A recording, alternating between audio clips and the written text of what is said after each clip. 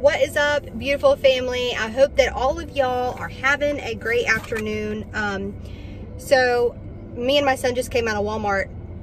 I had to go in there and get some things. And it was the first time that I wore a mask. And I literally have to say, like, I felt like I was going to have an anxiety attack. I literally was panicking because I couldn't breathe in it. And I kept having to, like, open it up a little bit from the top or the bottom and, like, try to breathe. And everybody in there is just acting like it ain't a thing for them. But I felt like I was having an anxiety attack, or that I was going to. Oh my gosh. I don't know why I decided to share that with you guys. But, my word. I wanted to come on here really quick and just chat with you guys for a minute and say that I really, really appreciated a lot of you guys. A lot of y'all's comments on yesterday's video. I am just so taken back at how sweet a lot of you guys are. And I was also taken back by how disrespectful people can be. I just want to say a couple things here. You know, I never expected to get sick, and I'm not saying that I have the virus, but I never expected to get sick, and I surely did not expect myself to be back in a situation where I was working. And so it kind of just fell that way that I needed to take a test, because, you know, when you get sick, not only was I sitting around feeling guilty for not going to take a test, but my general manager was kind of just pushing me and saying, hey, listen, you probably should go do this, because if you have it, then obviously you need to stay home. And so I just felt like, you know, clearly there's some iffy things going on. Okay, I've reported them to you guys. However, I really want to stress that this is where our trust comes in with the Lord. Like, this is where your trust comes in when things are iffy and you get into situations where, well, I don't know if I should be doing this. Okay, at the end of the day, I did not feel from the Holy Spirit that going to take a test is something that I shouldn't do. And it's something that I have been talking to the Lord for, or talking to the Lord about for a few days. And I also want to stress that, you know, people were saying the rudest things yesterday, like, oh, you caved, oh, what's next from you? You're going to take the vaccine? First of all, no. Okay, I don't even take the flu shot. I have never taken the flu shot. And so, no, I've not gone into panic mode and am deciding to take the vaccine. And then people were saying some more rude things like, oh, you're going to be the first to line up to take the mark of the beast. Okay, people, y'all just got to stop. I'm sorry, okay? Let me explain something. The rapture of the church is going to happen before the tribulation, and we may still be here to see the vaccine. However, are we going to be forced to take a vaccination? I don't think so. Are we going to be here for the mark of the beast? Absolutely not. I believe that the mark of the beast is probably going to be something that is forced upon people during the tribulation after the 3 years of peace. So there's going to be 3 years of peace, and then that's when all hell is going to break loose. And that's when I truly believe that the mark of the beast is going to be, people will have to make a choice whether they're going to take this mark or if they're not going to. So, we're not even going to be here for that. But, you know, I'm like, there's so many arrogant, prideful people out there who think that, you know, they know better than everybody else. Listen, if you are a born-again Christian, you will not be here for the mark of the beast. However, you should be thankful, because there's so many people saying, oh, you know, you shouldn't have done this, you shouldn't have done that. Well, you know, at the end of the day, it's my choice whether I want to take a test, okay? And that is not the mark of the beast, okay? It's not like they hid some chip in there, and no, it's not how it works at all, okay? When the mark of the beast comes, people will have a choice.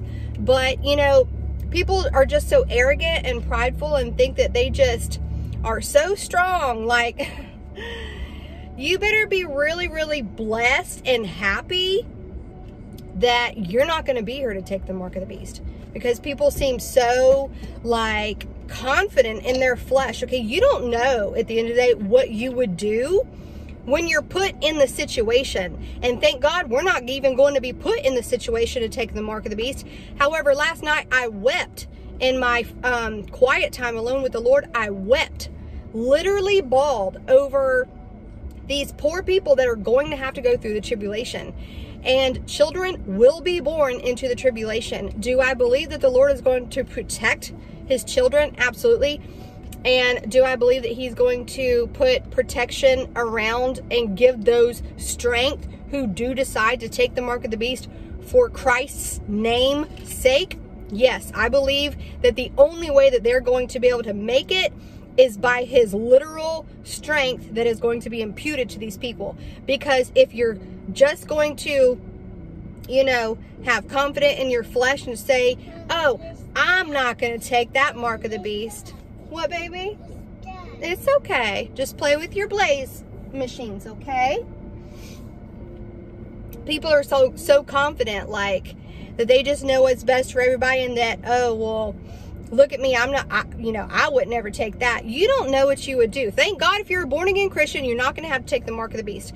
However, like I was saying, I was weeping over these people, because can you imagine having a toddler sitting there in front of you that was born into the tribulation saying, Mama, Mama, I'm hungry, or your family member starving around you, okay? It's easier said than done. There's going to be a lot of people that if they were just trusting in themselves would fall into taking this mark because of starvation, like the mental stress and the physical stress, and the emotional stress that these people are going to have to go through. There's going to be a lot of people that cave. But I truly do believe that whoever gets saved during the tribulation will have God's strength to make it. And a lot of people won't. Like, I don't even think people truly understand just how bad the tribulation is going to be. So anyways, I just kind of wanted to like throw that out there, and also just say that, like, people that are just rudely you know, talking down to those who are getting sick and taking a test, unsubbing because of that, just talking down and saying, oh, you caved, like, look at you. Okay, yeah, there's been some iffy stuff, like I said, that has been happening. But at the end of the day, I had to make a choice what was best for me and my family. There's been many, many, many people around you that have taken a test and been fine, okay? I trust the Lord. I don't trust anybody else, okay? I talked to the Lord about it. I decided it was what was best for me, especially being back at work, okay? I have to provide for my family. People have to provide for their families, okay? And if work says that you have to take it or you can't come back, okay? Well, what are you going to do, okay? Thank God we're in this dispensation of grace where, you know, we're not going to have to really see just how bad it's going to get. There truly will be people that will have to take the mark of the beast to survive. And, you know, I just want to say that the coronavirus test is not the mark of the beast, okay?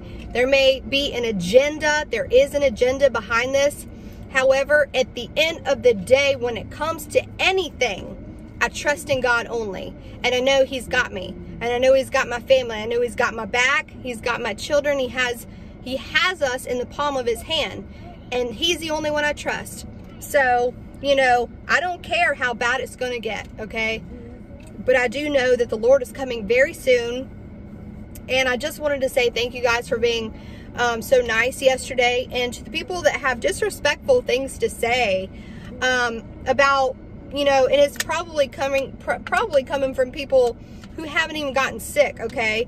It would be more selfish of me to sit at work and get other people and expose other people who may be high risk. It'd be selfish for me to sit there and expose everybody else just because I don't want to go take a test, okay?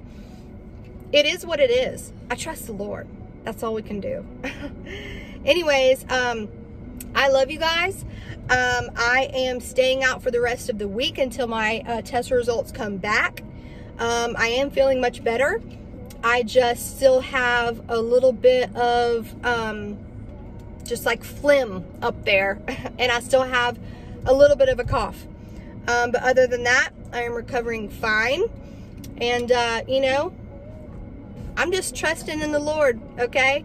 Because I know that as soon as, right before we hit those flames, He's going to snatch us up out of here, guys. He is our Savior. He doesn't break His promises. And I just know Him. And He's a good God. And He's still coming for us no matter what the enemy wants to say. And no matter what happens around me, and you guys need to take this as well, no matter what happens around you, whether you get sick, whether you always depend on the Lord, put your trust in Him, take everything to Him, and, you know, don't make decisions without Him. Like, let Him be a part of everything that you do, and you'll be fine, okay? You're His child. He loves you. He's not going to let anything happen to you, and whatever happens is meant to happen, all right? Well, I love you guys. I just wanted to chat with you guys for a minute. We're going to head home. Love you all. Talk to you soon.